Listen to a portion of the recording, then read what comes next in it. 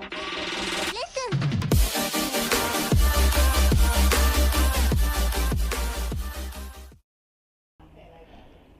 အားလုံးပဲမင်္ဂလာပါအခုကျွန်တော်ပြောပြမှာကတော့ဒီကျွန်တော် Python setup ပေါ့နော်ဒါပေမဲ့တကယ်ကတော့ setup ဆိုရင်ပဲကျွန်တော်တို့အခု Python master race ကသင်မဲ့ course မှာလုံးဝ setup မလို့ပါဘူးဟုတ်ပါတယ်ကျွန်တော်တို့ပုံမှန်တခြား course တွေကြည့်မယ်ဆိုလို့ရှိရင်တော့ anaconda တွေတွင်းခိုင်းတယ် python.org ကနေပြီးတော့အဲ့လိုမျိုး download တွေဆွဲပြီးတွင်းခိုင်းတယ်iron တော့ဆရာကောင်းပါကျွန်တော်တို့အခုလုံးဝအလိုအမျိုးမလုပ်ဘူးအဲ့မျိုးတွေကျွန်တော်တို့ဒီ course ကိုလူကြီးမင်းတို့သင်ကြားပြီးသွားလို့တကယ်ကျွမ်းသွားတဲ့အချိန်ကျရင်ကိုယ်ဆက်ထဲမှာကိုလုပ်လို့ရမယ်အခုကျွန်တော်ပြောပြမှာကတော့လုံးဝလက်တင်သုံးရုံပါပဲเนาะကျွန်တော်အဲ့ Python သွင်းတာတွေ version ရွေးတာတွေ package သွင်းတာတွေဘာမှအာရုံစိုက်စရာမလိုပါဘူးအားလုံးတဲ့သွားသုံးရုံပါပဲအဲ့ကျွန်တော်ဘယ်လိုလုပ်မလဲဆိုကျွန်တော်သွားမှာဒီ colab.research.com ဆိုရဲကျွန်တော်တို့ web page လေးကိုသွားပါအဲ့ဒါဘယ်ရလဲဆိုတော့ကျွန်တော်တို့ Google ရပါเนาะ Google ကပိုင်နေကျွန်တော်တို့ဒီ Jupyter Notebook server လေးပါเนาะကျွန်တော် free သုံးလို့ရတယ်အဲ့ပြင်ကျွန်တော်တို့ဒီ GPU တွေဘာလို့လဲကျွန်တော်တို့ဂုံးစင်းလို့ရပါတယ်เนาะကျွန်တော်သွားမဲ့ link လေးကိုကျွန်တော်ဒီ video အောက်မှာကျွန်တော်ရေးထားပေးတယ်အဲ့လေးကိုကျွန်တော်သွားကြည့်လိုက်ပါမိတ်ဆွေတို့စလုပ်မယ်ဆိုလို့ရှိရင်ဒီ page ကိုရောက်ပါလိမ့်မယ်အဲ့ကကျရင်ဘာလုပ်ရမလဲဆိုတော့ဒီ file ကိုနှိပ်လိုက်ပါ new notebook ကိုနှိပ်လိုက်ပါအဲ့ခါ new notebook ပွင့်တာကိုကျွန်တော်ခဏစောင့်ကြမယ်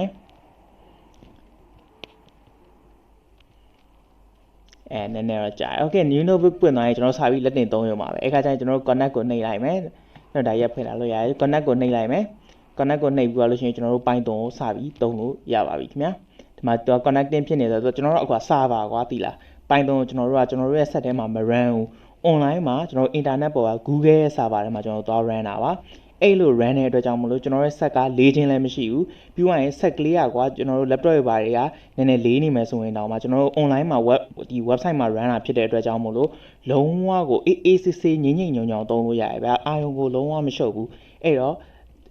့တကယ်ကိုမိုက်တယ်ကွာသိလားတော့ဘာမှ setup လည်းလုပ်ရမရှိဘူးအခုဆိုရင်ကျွန်တော်တို့ကြိုက်တဲ့ library ပိုင်း import လုပ်ရုံပဲဟုတ်ပြီနော်ကျွန်တော်အခုဆိုရင်လည်းကျွန်တော်တို့ရဲ့ဒီဘယ်လိုခေါ်မလဲ Python ရေးလို့ရတဲ့ဥစ္စာလေးရတယ်ဒီမှာကျွန်တော်တို့နာမည်ချိန်လို့ရတယ်ဥပမာဆိုကျွန်တော်ဒီမှာ Python master race ပေါ့နော်ကျွန်တော်တို့ရဲ့ Python master race ဆိုပြီးချိန်လိုက်မယ် okay နော်ဒါကျွန်တော်ရဲ့ဒီနာမည်လေးပေါ့ okay ကျွန်တော်ရဲ့ notebook ကိုကျွန်တော်ကြိုက်တဲ့နာမည်ပေးလို့ရတယ်ဟုတ်ပြီပြီးရင်ကျွန်တော်တို့မှာကွာကျွန်တော်ဒီမှာကျွန်တော်ရဲ့ code တွေရေးမယ်အခုမိတ်ဆွေတွေကတော့ Python အစဆိုကုန်းမသိလို့ကျွန်တော်စာလေးပဲရေးလိုက်မယ် hello I am Python master race okay နော်ပြီးရင်ကျွန်တော် emoji လေးထည့်လိုက်မယ်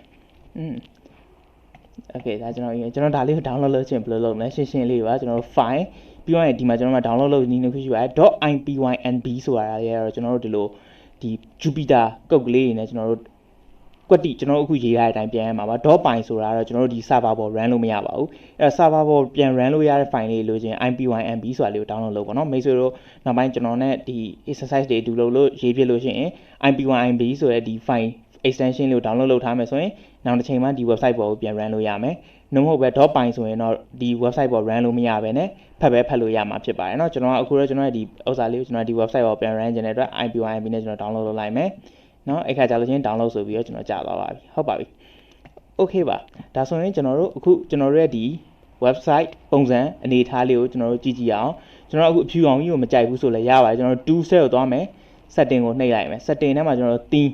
theme မှာကျွန်တော်က light တို့ dark တို့ကျွန်တော်အမဲအောင်ကြိုက်တယ်ဆိုရင်ကျွန်တော်အမဲအောင်ပြောင်းလိုက်မယ်ပြီးရင် editor ကိုသွားပြီးတော့ကျွန်တော်တို့ရဲ့ color တွေချိန်လို့ရမှာ monochrome ဆိုရင်ကျွန်တော်တို့ရဲ့ monochrome theme လေးရမယ်เนาะကျွန်တော်ဒီမှာပေါက်ပြရကျွန်တော်ရှောက်သွင်းကြည့်လို့လည်းရသေးတယ်เนาะကျွန်တော်ဒါလေး run လို့ရတယ်เนาะ a is equal to 1ပြီးရင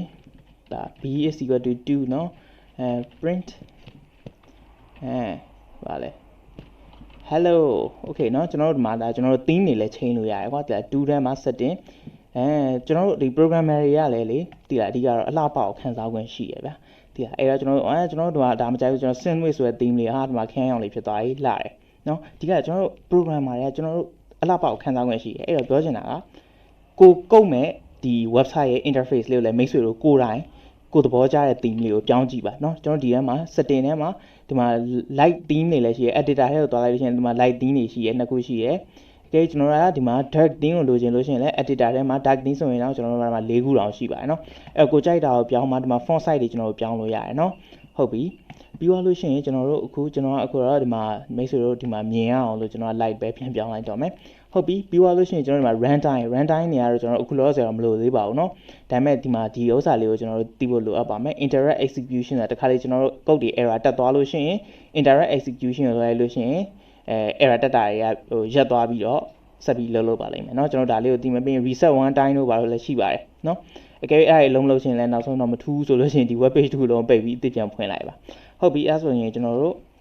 အခုဒီ mobile phone နဲ့လေ့လာမဲ့လူတွေအတွက်ဖုန်းမှာကျွန်တော်တို့ဒီ Google Colab ကိုဘယ်လိုသုံးရမလဲဆိုတော့ကျွန်တော်ဆက်ပြမယ်เนาะကျွန်တော်တို့အခုဒီPlay Store ကနေပြီးတော့ Hackers Keyboard ကိုကျွန်တော်တို့ download လုပ်ဖို့ကျွန်တော် recommend ပေးရပါတော့။သူမှာကျွန်တော်တို့ဒီကျွန်တော်တို့ code ထဲမှာသုံးတဲ့ symbols တွေကို keyboard မှာလွယ်လွယ်ကူကူသုံးလို့ရလို့ပါ။ကျွန်တော်ကတော့ဒီ Hacker Keyboard မသုံးတော့ဘူးကျွန်တော်ရဲ့ Google Keyboard နဲ့ပဲရေးမယ်။ကျွန်တော် collabresearch.com သွားလိုက်ပါ။เนาะကျွန်တော်အခုဆို Google မှာရှာလိုက်ရင်တွေ့ပါလိမ့်မယ်။ဟုတ်ပြီကျွန်တော်တို့ဒီကိုရောက်သွားလို့ရှိရင်ကျွန်တော် new notebook ဆိုတာလေးကိုအပေါ်ကနေပြီးတော့ကျွန်တော်ဖွင့်လိုက်မယ်။ဒါဆိုကျွန်တော်တို့ new notebook ထဲကိုရောက်သွားပြီ။เนาะကျွန်တော်ဒီ new notebook ထဲမှာဆိုလို့ရှိရင်ကျွန်တော်တို့ဒီ computer မှာလုပ်လို့ရသမျှအားလုံးကိုကျွန်တော်ဖုန်းပေါ်မှာလုပ်လို့ရပါတယ်။အဲ့တော့ကျွန်တော်တို့အခုဆုံး connect လုပ်လိုက်မယ်ပြီးရင်ကျွန်တော်ရဲ့ဒီ Python code လေးကိုကျွန်တော်စရေးကြည့်မယ်เนาะကျွန်တော်အခုဆို variable ကျင်ညာမယ် A assign လုပ်တယ်ပြီးရင် A ကိုကျွန်တော်32လို့ assign လုပ်မယ် B ကိုကျွန်တော်ကassign လုပ်မယ်ကျွန်တော်40ဆိုပြီးတော့ assign လုပ်လိုက်မယ်เนาะပြီးရင်ကျွန်တော်ဒီ A နဲ့ B ကိုပေါင်းပြီးတော့ print ထုတ်မယ် print ဆိုတဲ့ function ထဲမှာ A + B လို့ကျွန်တော်ရေးလိုက်ပါမယ်ကျွန်တော်ဒါကို run ကြည့်မယ် run မယ်ဆိုရင်ကျွန်တော်တို့ play ဆိုတဲ့ button လေးကိုနှိပ်ပေးရပါတယ်เนาะကျွန်တော်တို့နောက်ထပ် cell တစ်ခုကို create လုပ်လိုက်မယ်အဲ့ cell မှာကျွန်တော်ရဲ့ function တစ်ခုကိုကျွန်တော်တည်ဆောက်မယ်အဲ့တော့ကျွန်တော် function တည်ဆောက်မယ်ဆိုတော့ def เนาะပြီးတော့ကျွန်တော် shout out ပေါ့เนาะကျွန်တော် shout out all လိုက်မယ်ဆိုတော့ function လေးကိုကျွန်တော်တည်ဆောက်လိုက်မယ်အဲ့ function လေးကိုတည်ဆောက်ပြီးသွားလို့ရှိရင်ကျွန်တော် function တည်ဆောက်တဲ့ label အတိုင်းပဲကျွန်တော်အစကလေးနဲ့ဆက်ထည့်ရမယ်ပြီးတော့ကျွန်တော် indentation တစ်ခုလုပ်လိုက်မယ်ပြီးရင် print ထုတ်မယ်ကျွန်တော် hello python master race လို့ရေးပါမယ်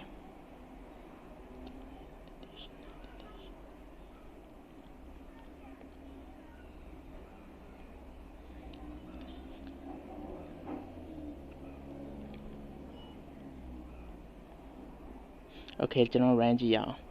เนาะအခုလောက်ဆိုဘာမှပြောမှမဟုတ်ပါဘူးကျွန်တော်တို့ function define လောက်ထားလို့ function ကိုခေါ်မယ်ဆိုရင် shout out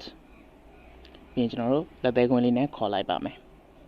hello python master race ဆိုပြီးထွက်လာပြီပဲဖြစ်ပါတယ်ခင်ဗျာဒါဆိုရင်တော့ကျွန်တော်တို့တခုဒီ mobile မှာလည်းကျွန်တော်တို့collab ကိုသုံးပြီးတော့ python ဘယ်လိုလေ့လာရမလဲဆိုတော့ကျွန်တော်မြင်ရပြီပဲဖြစ်ပါတယ်